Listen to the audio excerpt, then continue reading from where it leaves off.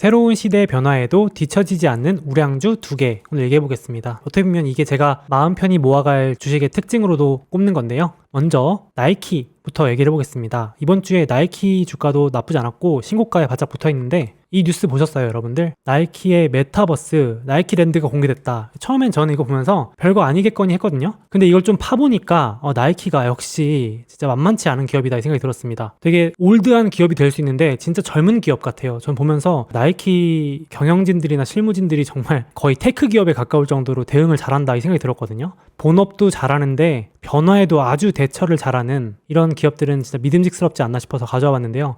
나이키가 로블록스에다가 이렇게 나이키랜드를 구현했습니다. 그 홈페이지 들어가 보시면 영상으로 볼 수 있는데요. 너무 잘 해놨어요.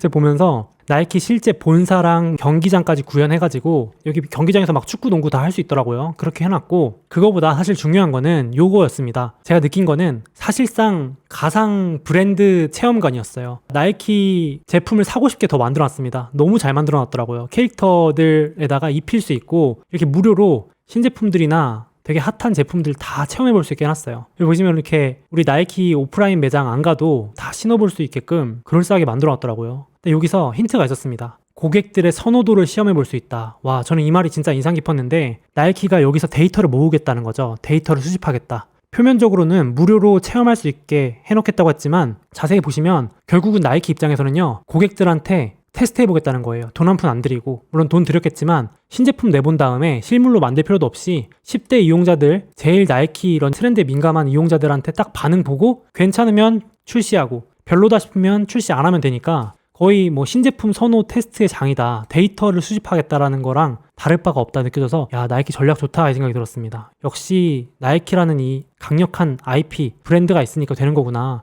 사실 그렇게 치면 로블록스가 아니어도 앞으로 어떤 플랫폼이 뜨든 간에 나이키는 이렇게 디지털로 만들어 놓은 다음에 이용자들 많은 곳에다가 공짜로 이렇게 마케팅하고 데이터 모으고 선호도 파악하고 하면 되잖아요. 그럼 이제 실제로 인기가 많았던 제품이 실물로 나오면 로블록스에서 먼저 봤던 팬들이 실물로 사기도 훨씬 좋고 저 같아도 여기서 나왔던 게 실제 제품으로 나오면 사볼 것 같거든요. 나이키 팬들한테는 정말 더 좋은 그런 전략인 것 같습니다. 와, 진짜 잘한다 이 생각이 들었어요. 이런 게 진짜 그냥 스토리만으로 올라가는 주식이 아니고 실제 마케팅과 실적에도 직결되는 전략 아닌가 싶었습니다. 그러면서 나이키가 이미 로블록스 말고도 조용히 준비를 했더라고요. 이렇게 시끄럽게 떠드는 게 아니고 앞으로 디지털 자산의 시대가 중요해질 거라는 걸 직감하고 특허도 내고 이미 로블록스 이전부터 주요 플랫폼들하고 협업을 하고 있었더라고요. 그래서 이번 10월 달에 온라인 자산, 버추얼 굿즈라는 걸로 특허, 야, 나이키의 상징이죠. 이 슬로건 Just Do It도 특허 내고 이 나이키 모양, 스우시 모양도 특허 내고 에어 조던, 점프맨 이런 거 다 특허 냈답니다. 나이키가 딱 보여준 거죠. 디지털 자산도 이제 함부로 우리가 막 끌거다 쓸 수 없는 시대가 왔다.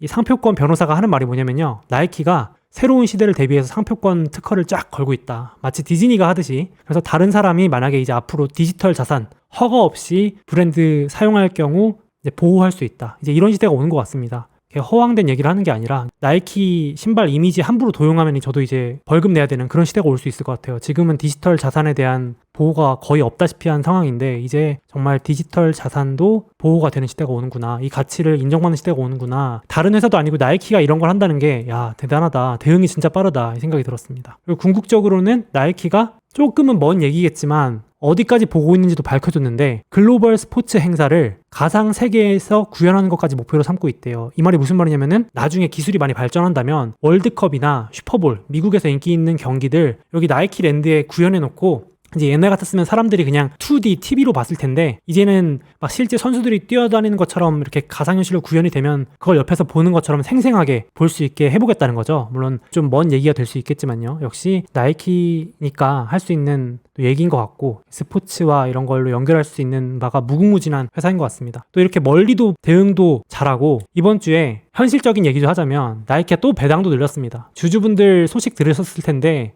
축하드립니다. 또 배당금을 늘렸어요. 11%. 이번 배당 증가로 인해서 20년 연속 배당 증가입니다. 코로나 위기에도 배당 늘렸고 금융위기 때도 배당 늘렸다는 소리니까 진짜 20년 연속 배당 증가 이게 쉬운 히스토리가 아니거든요. 그야말로 제대로 된 배당 성장주인 것 같아요. 주주들한테도 항상 신경 써주는, 투자자한테는 이런 것도 중요하거든요. 물론 성장 잘하면 돌려주겠지만 주주 친화적인 것도 중요한데 또 버는 족족 이렇게 11%나 배당금을 늘려주다니 나이키 참 잘하는 것 같아요. 사실 껍데기 말고도 원래 본업이 너무 좋잖아요. 근데 2022년 본업 전망도 너무 튼튼합니다. 제가 봤을 때는 올해 베트남발 공급망 이슈, 코로나 이슈가 꼈는데도 시장하고 거의 비슷한 수익률을 냈거든요. 23%. 근데 내년에는 본업이 부활할 수 있는 기회가 훨씬 더 많고 2022년 대형 스포츠 이벤트 본격적으로 열리고 이제 공급망 차질도 좀 완화되면 그동안 못 팔았던 거 시원하게 팔 수 있으니까 더 좋을 일만 남았는데 이거 나이키가 내년에는 좀 더 괜찮지 않을까 생각을 하고 있고요. 근데 지금 이제 일단 주가는 뭐 워낙 고점까지 올라가 버려서 조금 부담은 있는데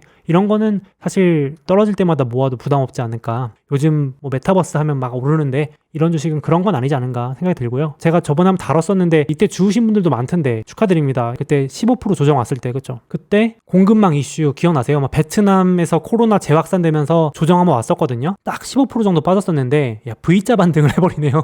이때 용기 내서 주우신 분들은 축하드립니다. 역시 좋은 주식들은 조정 올 때 부지런히 사놔야 되나 봐요. 미리 공부해놨다가 그죠? 또 이렇게 V자 반등 해버리니까 참 아쉽네요. 채팅창에도 이때 풀매수할 걸 하시는데 그러니까 참 지나고 보면 늘 아쉽죠. 이때는 또 댓글에 어떻게 했냐면 나이키 앞으로 힘들다. 베트남 공급망 이슈 때문에 기억나시죠? 중국발 불매 운동 때문에 연초 내내 안 올랐습니다. 참 지나고 나서 저도 하는 말씀이지만 그런 주변의 말에 흔들리지 않으려면은 참 경험도 많이 쌓고 공부도 많이 해야 될 것 같습니다. 저도 이제 반성하고 좋은 주식이다 참. 그리고 이제 그럼에도 굳이 악재를 꼽자면 겨울에 코로나 재확산 이슈 나오고 있습니다. 많이 들으셨을 텐데요. 이놈의 코로나는 언제까지 재료를 울고 먹을지 사라져야 되겠지만은 베트남 공장 또 폐쇄 장기화된다 이런 우려가 나오는데 그냥 개인적인 의견으로는 이것 때문에 나이키 또 빠진다 그러면 진짜 이제는 좀 용기 내서 매수해야 되지 않을까. 나이키 같은 주식은 제가 늘 말씀드리지만 손님들이 안 사는 게 아니고 물건이 없어서 못 파는 주식들은 사야 되지 않을까 이렇게 생각을 합니다. 그래서 나이키 진짜 대응을 잘하는 젊은 주식 같습니다. 이번 주에 어도비 조용히 신고가 갔습니다. 혹시 주주분 계신가요? 이번 주 축하드립니다. 주간 4% 넘게 오르면서 어도비가 신고가를 찍고 올해 조용히 야금야금 올라서 37% 올랐습니다. 어도비도 10월 달에 조정이 딱 16% 정도 왔었어요. 그러니까 나이키랑 쌍둥이적인 모습을 보여주고 이거 혹시 모르시는 분들도 있을 텐데 지금 제가 여러분들께 보여드리는 이게 PDF로 저장되어 있거든요. PDF라고 문서 저장. 지금 저는 어도비 거 쓰고 있습니다. 여러분들한테 매주 어도비 프로그램을 쓰면서 보여드리고 있는 겁니다. 이 방송을. 그래서 일명 창작자 경제 대장주 어도비라고 불리는데 전 세계 창작자, 저같이 뭐 크리에이터든 디자이너 분이시든 뭔가를 만들어내는 분들 통계 내보니까 90%는 포토샵 한 번 이상 다 써보셨대요. 직업으로 안 하신 분들도 포토샵 들어보셨을 것 같아요. 그림 편집하고 이런 거요. 거의 독점에 가까운 점유율을 가진 우량주 어도비가 조용히 신고가 같습니다. 어도비가 그래픽 소프트웨어, 쉬운 말로 뭔가 그리거나 만들어내는 분야에 있어서는 독점에 가깝습니다. 여기 보시면은 어도비 포토샵이 거의 점유율 1등, 두 번째도 어도비, 출간하고 문서 편집하고 이런 프로그램 어도비 일러스트레이터, 몽키도 어도비 일러스트로 만든 겁니다. 여러분께 어도비 프로그램 써가지고 몽키 그려서 드리는 겁니다. 그래서 저도 어떻게 보면 어도비 아주 열렬한 팬이면서 주식도 그래서 좋아하는데 이런 탄탄한 애가 본업도 원래 잘했는데 시대 변화까지 따라와주면서 대응도 잘하더라고요. 보시면 최근에도 고위 임원이 나와가지고 이렇게 말했습니다. 이제 올해부터 어도비의 목표는 모든 디자이너, 창작자 고객들이 어떤 플랫폼 통해서도 성공할 수 있도록 도와주겠다. 앞으로 뭐 로블록스가 뜨든 유튜브가 뜨든 틱톡이 뜨든 또 넷플릭스가 뜨든 뭐 어떤 플랫폼이 뜰지 모르고 뭐 메타버스 세상에 올지 말지 모르겠지만 어디서든 창작자들이 돈 벌게 해주겠다. 그래서 과거에는 그림 그리는 거 취미로 하던 분들이 많이 쓰던 어떻게 보면 프로그램이었는데 이제는 돈 벌게 해주는 도구가 됐습니다. 저도 적극 활용하고 있는 월 구독료 따박따박 내고 있는 기업입니다. 그래서 아무나 이겨라 주식 중에 하나가 아닌가 정말 생각이 드는 뒤에서 서포트해주는 그런 기업이었는데 이번 주에 요게 나와서 저도 깜짝 놀랐습니다. 요즘에 NFT니 블록체인이니 이런 거 핫하잖아요. 근데 어도비가 뭐라 그랬냐면은 디지털 작품, 아까 나이키랑도 이어진 얘기인데요. 이제 디지털로 뭔가 만든 거에 대해서 원본 판별을 어도비가 할 수 있게 해주겠다. 이런 겁니다. 오른쪽 보시면 세상에 하나뿐인 소스몽키 캐릭터가 있는데 누가 제 걸 가져가가지고 그대로 베껴도 어도비 거 쓰면은 원 제작자인 걸 알려주는 겁니다. 진위 판별, 짝퉁 판별이 됩니다.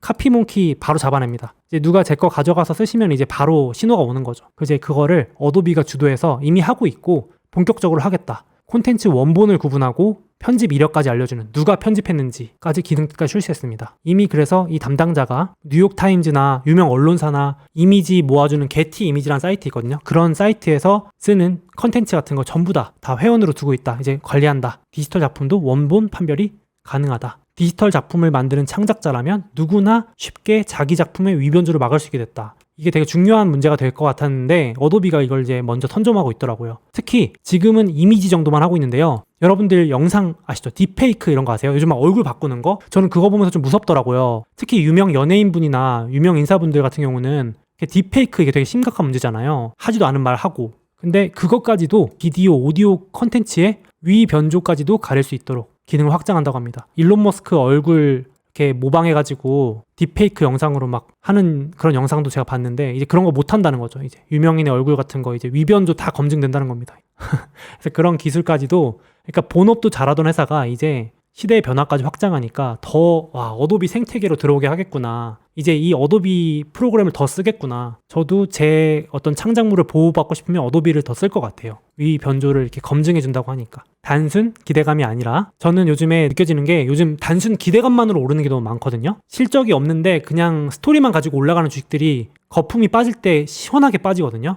개인적으로는 이런 기업들은, 이제 지금 어도비 같은 기업은 단순 기대감이 아니고 저 같은 창작자, 이용자가 늘면서 바로바로 구독료 내면서 실적에 반영되기 때문에 이제 거품이라고 보긴 좀 어렵지 않을까. 물론 다들 많이 오르긴 했지만 스토리만으로 올라가는 주식은 아니지 않은가 그 생각을 해서, 기억하실지 모르겠는데 10월 조정 왔었고 3월 조정 왔었는데 또 한번 조정 와서 또 10% 20% 물론 뭐 빠지면 안 되겠지만 올 때 본업도 잘하는데 시대 변화까지 잘하는 기업들은 모아도 되지 않을까 싶더라고요. 그래서 이거 괜찮은 것 같습니다. 이 주식도 어도비. 혹시 참고로 넣어놓은 건데요. 어도비 같은 소프트웨어나 성장주 기업들은 금리에 아주 취약합니다. 그래서 올해 3월달 조정 올 때도 금리가 급등했었고 10월달 조정 올 때도 금리가 급등했었습니다. 그래서 혹여나 내년 초나 이럴 상반기 갑자기부터 금리가 급등한다. 그러면 이제 조정이 올 수 있습니다. 이런 금리 때문에 떨어진다. 그럼 저는 더 모을 생각입니다. 기업이 뭔가 스스로 잘못한 게 아니고 외부 환경 이슈 때문에 떨어지면 저는 더 살려고 합니다. 그래서 아무튼 들고 계신 분들은 이런 금리 변동 참고하셨으면 좋겠습니다. 그러게요.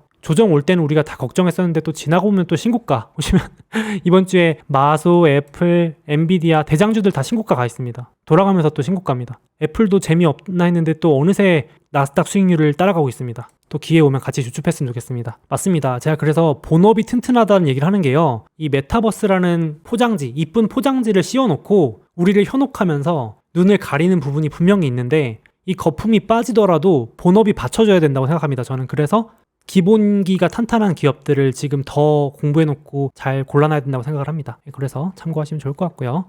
잠깐! 설마 아직도 미국 주식 수수료 다 내고 하시는 건 아니죠? 이베스트 투자증권 계좌 개설하시고 이벤트 신청하시면 부담 없는 수수료 0.07%로 우대받으실 수 있습니다. 당연히 실시간 시세도 무료로 제공됩니다. 그리고 저의 책을 드리는 이벤트도 있는데요. 계좌 개설하실 때 이벤트 코드에 소모임 입력해주시고 딱 100만원 이상만 거래해주시면 모든 분들께 이 책을 증정해드립니다. 자, 꿀팁입니다. 50만원어치 주식을 샀다가 50만원어치를 팔아도 100만원 거래 금액이 채워지겠죠? 이건 우리끼리만 아는 비밀로 하시죠.